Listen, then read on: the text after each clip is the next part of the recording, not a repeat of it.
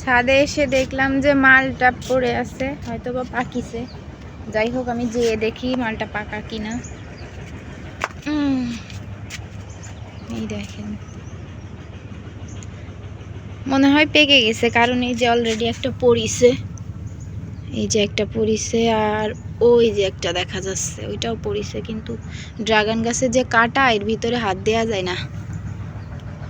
যাই হোক, অনেকগুলোই আছে মালটা। এই যে একটা, তারপরে ওই যে আছে, ওই যে দেখা যাচ্ছে আছে, বেশ কয়টাই মালটা আছে গাছে।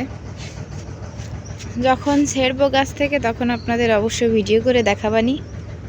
আজকের মতো দেখাবো না, কারণ ছিড়বো না, আর একটু পাকুক। আর এটা যেহেতু পাইকেই পড়িছে, এই জন্য এটাই তুললাম। ভিডিওটা কেমন লাগলো? এত সকালে ভিডিওটা করলাম আপনাদের দেখানোর জন্য যে সকালবেলা ছাদে আসলে অনেক ফল এরকম পেকে পড়ে থাকে, ভালো লাগে সেইগুলো তুলতে। এই জন্য আপনাদের জন্য একটু ভিডিও করে রাখলাম আপনাদের দেখানোর জন্য। ভিডিওটা কেমন লাগলো অবশ্যই কমেন্ট করে জানাবেন।